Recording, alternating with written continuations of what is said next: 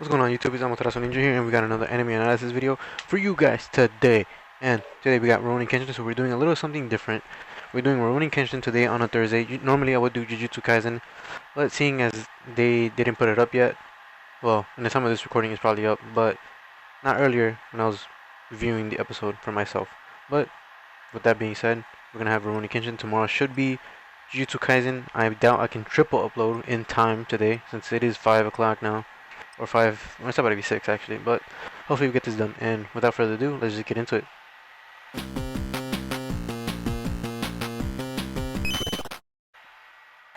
So in episode 5, we start off where we left off in the last episode. Kenshin and Sonosuke basically standing off and preparing and sizing each other up, preparing for the fight. Kenshin, observing his attacks, is on the defensive in the first half of the fight, and he pulls off a move straight out of Griffith from Berserk, and essentially he just dodges Sonosuke's attacks and ends up standing on top of his Zanbato. And at this point, he ends up unleashing a barrage of attacks on Sonosuke due to the fact that he's so strong and way stronger than the average person, that essentially it takes way more than one hit. As we all know in the last episodes, Kenshin has been able to defeat every single opponent in one hit. But again, Sonosuke being so strong, he has to attack them way more times. And after he's not been knocked into his ass, Kenshin, being the master swordsman, explains that due to the immense size of the Zanbato, it essentially limits the form of attacks that Sonosuke can perform. That being him only being able to swing downward or make a normal sweep attack, you know, left to right or right to left, whatever. You get it. So later on, we get a flashback of Sonosuke as a child and him being in a group called the Seihiko Army, and the captain Sagara is seen passing down his goals, or you know, his way of living onto Sonosuke, essentially like defending the weak and protecting those that don't have power, and that's essentially what it boils down to. And again, you see Sagara talking about a new age of peace, to which, you know, Sonosuke inherits that will from him.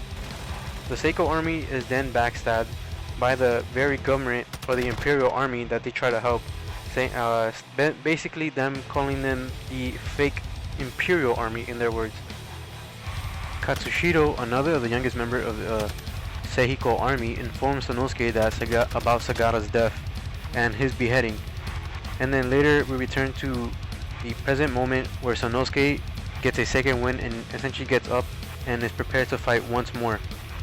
The eldest brother, which had hired Sonosuke to essentially fight and kill Kenshin, ends up seeing an opening and takes out a second gun that he had hidden, again because in the previous episode he had another gun which was taken away and destroyed by Sonosuke.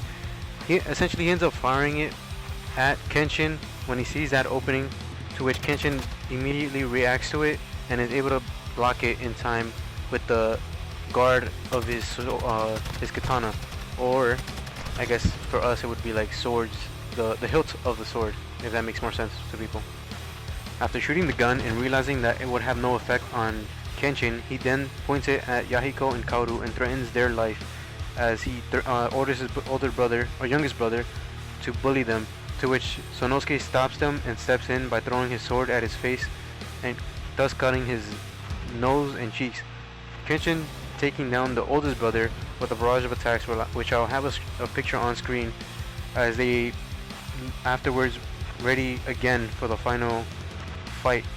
And Kenshin seems to be taking this a lot more serious as he turns his katana over to the bladed side. As they put all their strength into this final swing, both weapons clash together, and immediately after, Kenshin ends up breaking his Zanbato in half, which Sonosuke refuses defeat and wants to continue fighting, believing that the Imperials, which Kenshin was a part of, that they are greedy and are the only ones that have power, as you know, they always promote that everyone should have like a peaceful life. But as we all know, it's the corrupt officials at the top who are basically taking advantage of all the warriors and all that, and essentially just making themselves powerful and more richer, which again is the whole premise of Sonosuke's hate towards Kenshin, believing that he is one of them.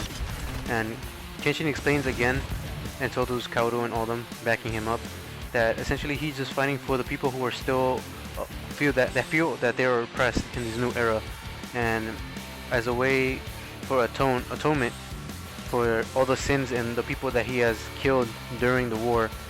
So again, essentially he's just trying to do all of this for atonement, and this is why he doesn't fight to kill anyone, which is why his katana itself is reversed. As you see, the blade would be on the opposite side of what it normally would be. And again, Sonosuke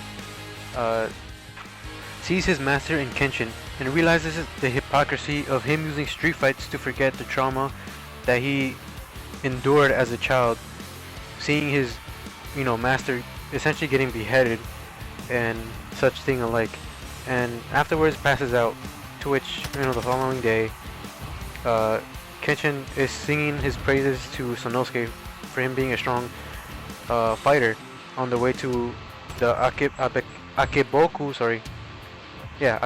restaurant. As they arrive and they see him fighting again the 3 goons from the last episode, which he had beaten up. I guess they wanted revenge and they ended up causing another scene, to which he gladly whoops their ass and they basically dip out of there. Sonosuke changing his way, states that he changed his ways, and essentially that he's just a fighter for fun, and also a fighter for the weak, and no longer is he for hire, and now he's just Sonosuke Sagara, going by that name, no longer going for by the name of Zaza, or what was it? Something like that. Forgot. I already forgot. Anyways, moving along. As he walks off, Miss Tay, the worker, or I think the manager of that restaurant, essentially says again that he didn't end up paying, as he didn't in the last episode, and essentially that's how the episode ends. And sorry, I kind of botched that a little bit at the end there. I could have been uploaded this video like an hour ago, but I got distracted. Also, I gotta make this outro, but yeah, I got distracted because I was feeding a bunch of stray cats that had been outside that had babies. And yeah, I mean, if you guys want to see that, follow me on IG. It'll be in the description down below. But I was essentially distracted for like at least an hour or so, or at least 40 minutes, because one of the cats who aren't part of that family is essentially like another stray cat, a much older female, ends up bullying the other ones and essentially just takes all the food that we leave out there. So it's kind of crappy. It's a crappy situation. And there's also there happens to be one that's injured. One of his paws is kind of fucked up, so he's just kind of walking around with a limp. But anyways, guys, with that being said, that's the outro. That's the end of the video. Hope you guys do follow me. Hit the notification bell so you don't miss the next video when it comes out. Follow me on Twitch. AmaterasuNinja. We're gonna be streaming a lot more.